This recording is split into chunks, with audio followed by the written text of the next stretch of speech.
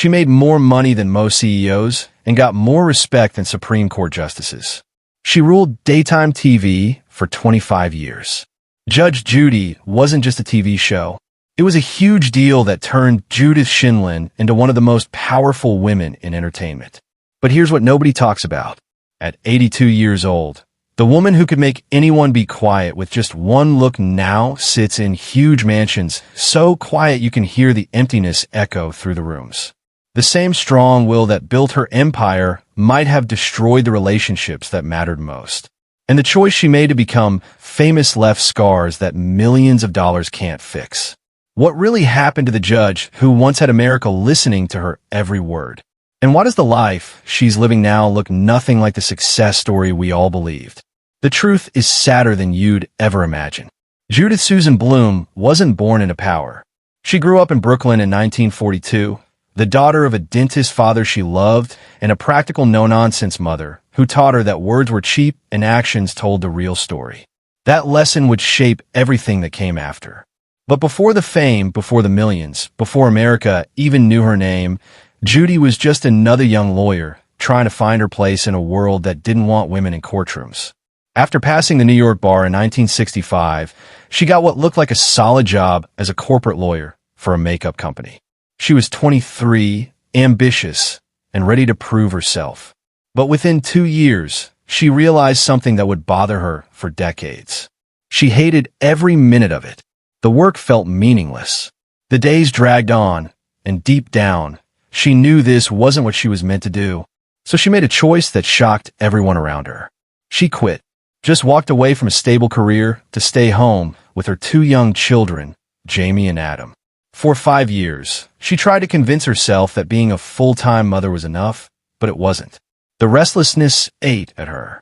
By 1972, when a friend mentioned an opening for a prosecutor in New York's family court system, Judy didn't hesitate. She jumped back in, and this time, everything clicked. Family court was raw, emotional, and brutal. Cases involving abuse, neglect, custody battles. The kind of work that broke most people. But Judy thrived. She wasn't there to make friends or sugarcoat reality. She was there to cut through the lies and deliver justice fast and final. Her reputation grew quickly. By 1982, New York Mayor Ed Koch noticed her work and made her a criminal court judge. 4 years later, she was promoted again to supervising judge of Manhattan's family court. She had a style nobody could ignore. Sharp, direct, and completely unfiltered. Some called her harsh. Others called her brilliant. But everyone agreed on one thing. You did not lie to Judge Judy Shindlin. Then came 1993, and everything changed. A journalist from the Los Angeles Times wrote an article about this firecracker judge in New York who was shaking up the system. The story caught fire. Producers at 60 Minutes saw it and invited her on the show. When America watched that segment, they couldn't look away. Here was a woman who didn't play games, didn't waste time, and didn't care if you liked her or not. She was real in a way television had never seen before. In 1996, television producers came to her with an idea. A courtroom reality show featuring real cases and real rulings. On September 16th of that year, Judge Judy premiered. Within weeks, it was pulling in millions of viewers. Within months, it was a cultural phenomenon. At its peak, the show drew 9 to 10 million people every single day, sometimes even beating Oprah in the ratings. Judy became more than a judge. She became an icon. Her catchphrases, her glare, her entire presence became embedded in American culture. And the money? It was staggering. By 2005, she was making $25 million a year. By 2008, that jumped to $45 million. And by 2017, she was earning $147 million per year, making her the highest paid person on television. Not just in daytime, on all of television. She filmed only 52 days a year, which meant she was making close to $900,000 per day of work. But here's what nobody saw coming. While Judy was building an empire on screen, the foundation of her personal life was quietly crumbling beneath her feet. Success in public doesn't guarantee happiness in private. And for Judy Shindlin, the higher she climbed, the more she lost along the way. Her first marriage should have been a clue about what was coming. In 1964, fresh out of school, she married Ronald Levy, a fellow attorney who seemed like the perfect match. They had 2 children together, built what looked like a stable life. But beneath the surface, something was deeply wrong. Ronald never took her career seriously. To him, her work was a hobby, something she did to keep herself busy.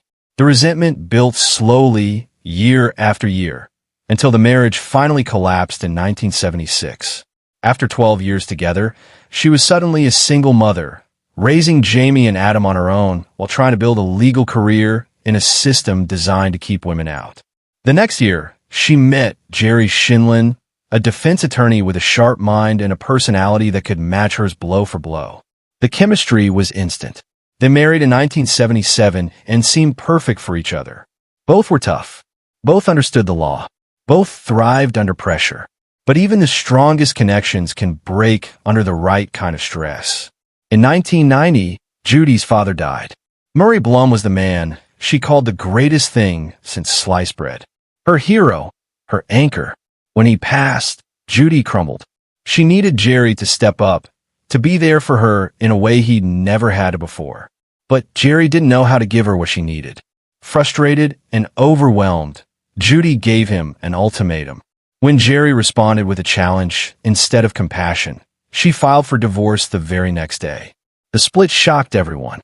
But within a year, they both realized the divorce was a mistake. They missed each other. They needed each other. In 1991, they remarried. And this time it stuck. They've been together ever since, building a blended family of 5 children. But being married didn't solve everything.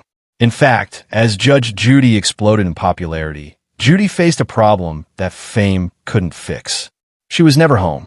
The endless filming schedule, the constant pressure to maintain her image, the relentless pace of production meant she missed nearly everything that mattered. School plays, family dinners, birthdays. The small moments that build a childhood. Years later, she would admit that her greatest regret was not being there enough for her children. She carried that guilt everywhere, a weight that no amount of success could lift. Then in 2011, something happened that forced her to face her own mortality. During a live taping, Judy suddenly started slurring her words. Her face went blank. Production stopped. Paramedics rushed in. She was taken to the hospital where doctors delivered the diagnosis. She'd suffered a mini stroke that could have been much worse. She recovered quickly, but the scare changed something. She started working out daily, changed her diet, began taking medication to prevent another stroke. But she didn't slow down. If anything, she pushed harder, as if trying to outrun the reality that time was catching up. For years, Judge Judy was untouchable. Millions trusted her. Networks paid her a fortune. But every empire has cracks, and Judy's were about to become impossible to ignore. Former staff members started speaking out about harassment and discrimination. Randy Douthit, the show's longtime executive producer, faced accusations of inappropriate behavior and creating an environment where speaking up meant losing your job. Some even alleged that racial bias influenced which cases made it to air. Judy claimed she had no knowledge of any misconduct and continued to support her team. But for someone who built a career on accountability, her response felt hollow to critics. Then there were the cases themselves. One dispute became infamous online, known simply as the herpes case. Judy awarded money to a woman who claimed her ex-boyfriend had knowingly infected her. The ruling was swift and final, except there was a problem. The man later presented medical evidence, proving he didn't have herpes at all. The ruling was wrong. Publicly, embarrassingly wrong. Critics argued this wasn't an isolated mistake, but proof of a larger pattern. Over the years, more viewers started noticing things they hadn't before. Litigants who struggled to express themselves, those who spoke broken English, people without formal education, were often cut off mid-sentence, mocked, or dismissed. What once seemed like tough love now looked like cruelty. People pointed out that Judy seemed particularly harsh toward poor defendants, those on government assistance, anyone she deemed irresponsible. But perhaps the most personal controversy involved someone who had been there from the very beginning. Petrie Hawkins Bird, known simply as Bird, had been Judy's bailiff for over 20 years. He was the calm to her storm. Fans loved him. So when Judy launched Judy Justice in 2021 and Bird wasn't there, people were furious. He later revealed that he'd never even been consulted about the new show. He found out the same way everyone else did, by seeing someone else in his spot. Judy's explanation? The show needed a younger face. She brought in her granddaughter Sarah Rose as a law clerk instead. To longtime fans, it felt like a betrayal. When Judge Judy ended in 2021, it wasn't just the end of a show. It was the end of an era. Judy launched Judy Justice on Amazon Freevee. The show had all the familiar elements, but something was different. Without Bird, without the familiar CBS set, it didn't feel like the Judge Judy people remembered. In 2025, Judy launched another project, Justice on Trial, a docu-series on Prime Video. But it flew under the radar. The truth is, Judy's reach has shrunk dramatically. Younger generations don't know her name. She's not chasing the spotlight anymore, and the spotlight isn't chasing her. Judy's era has passed. At 82 years old, Judith Shindlin has everything she once fought for. A net worth estimated at $440 million. Multiple luxury homes. A legacy cemented in television history. But here's what money can't buy. The time she lost, the relationships she neglected, and the quiet moments she can never get back. She lives primarily in Florida now with Jerry.